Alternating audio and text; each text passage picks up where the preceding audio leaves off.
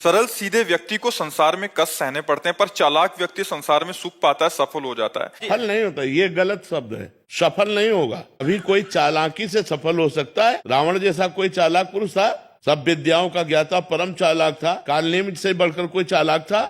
पूरी संजीवनी बूटी जैसी ही द्रोणागिरी में हर औषधि को कर दिया और साधु बनकर बैठ गया। हनुमान जी ने मार डाला, राम जी ने रावण को मार डाला, रहा न को कुल रोवन हारा। चालाक पुरुष सफल कैसे हो सकता? नहीं, सीधा सरल पुरुष कष्ट पा सकता है, पर सफल सीधा और सरल सच्चाई पर चलने वाला हो। जैसे धर्मराज युधिष्ठिर बिल्कुल सीधे थे, यहां तक इतने सीधे थे कि युद्ध क्षेत्र में कल कौन सी रणनीति है वो जाके दुर्योधन सीधे पूछ लेता था। भ्राताश्री कल कौन सा चक्रव्यूह रचना है वो बता देते थे। इसीलिए भगवान दो बैठक करते थे, एक युधिष्ठिर के साथ और एक युधिष्ठिर से अलग। युधिष्ठिर के साथ जो बैठक की वो चक्रव्यूह रचना ही नहीं होगी, क्योंकि वो दुर्योधन को पता हो। इतने सरल थे कि वो आके पूछ लेते, वो पूरी बात बता देते थे। तो आप देखो विनाश किसका हुआ? चतुर चालाक, जिसके साथ शकुनी, दुशासन, कर्ण, दुर्योधन के साथ इतने चालाक, चालाकी की हद थे ये लोग। तो क्या ये लोग सफल हुए?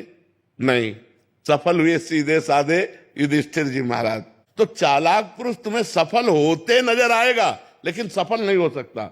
सीधा साधा पुरुष तुम्हें दुख भोगते नजर आएगा, लेकिन वो दुख भोगेगा नहीं, आगे चलकर वही विजय को प्राप्त होगा। थोड़ी यात्रा ऐसी है जिसमें संशय हो सकता है देखकर कि बेईमान, दुष्ट, चालाक, कपटी पुरुष उन्नति को प्राप्त हो रहा है और धर्मात्मा, ईमानदार दुख को प्राप्त हो रहा है। लेकिन परिणाम में जो सही चल रहा है उसका सही परिणाम होगा, और जो गलत चल रहा है उसका गलत परिणाम होगा पक्का। उसका पुण्य उसको साथ दे सकता है, लेकिन जो जीवन का परिणाम है वो ये पद नहीं है। मरोगे तो तुम्हारे साथ पद नहीं जाएगा, तुम्हारे साथ रुपया नहीं जाएगा, अच्छाई जाएगी, तुम्हारे सत्कर्म जाएंगे।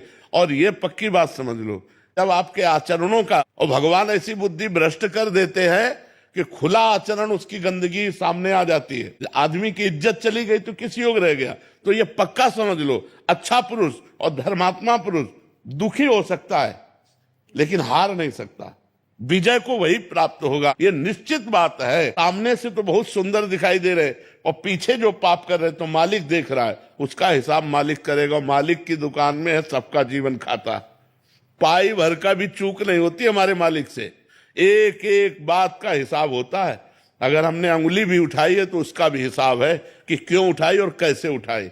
परमात्मा सबको देख रहा है, इसलिए ये मत जानो कि कोई देख नहीं रहा है, हम अच्छाई कर रहे हैं, हमें बुराई पर बुराई मिलती चली जा रही, कोई हमारे देख नहीं। परमात्मा देख रहा है। और जो एक है कि मैं छल कपट बुराई से बढ़ रहा हूं, तो देख लेना तुम नष्ट हो जाओगे।